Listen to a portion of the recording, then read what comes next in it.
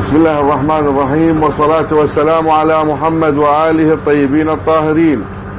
أيها الناس، أيها المجتمع الإسلامي والنصارى واليهود والبوذية والهندوس، لقد ظهر للناس أجلهم على يد يسوع عيسى ابن مريم الذي يملأ الأرض قسطا وعدلا بعد أن ملئت ظلما وجورا.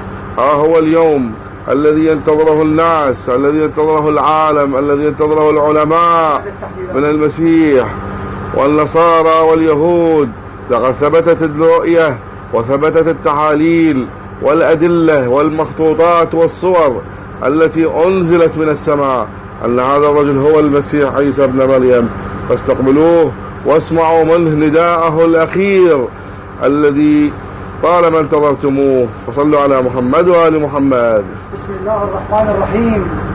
لقد ظهرت لكم إني يسوع المسيح ابن مريم، عيسى ابن مريم. لقد ظهرت لكم من العراق، من بغداد الكرخ، أظهر للعراق وللعالم كافة إني في ظهوري رحمة للعالمين، رحمة لكم، وأنزلنا الله لكم لكي أقصد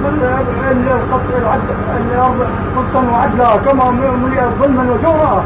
فاتبعوني في نزول الخير والبركة كما موجود في القرآن والتوراة والإنجيل. في نزول المسيح عيسى ابن مريم سيعم الخير وتعم البركة وتنتهي الحروب وتنتهي الزلازل وتنتهي السلب والقتل وغيرها، ويسود الخير والبركة والرحمة. فانتظروا إن شاء الله في إيمانكم بي سيكون للعالم رحمة وأخوة بين الأديان، وليس الحروب وليس القتل، فبنزولي الخير والبركة ويعم السلام. فاتبعوني أيها الأخوة بالعراق والدول والأديان كافة، من الإسلام والمسيحية واليهود والبوذية والهندوس. فإن هذا أمام الله إني أقول لكم إن المسيح ابن مريم الذي موعود أحد الموعودين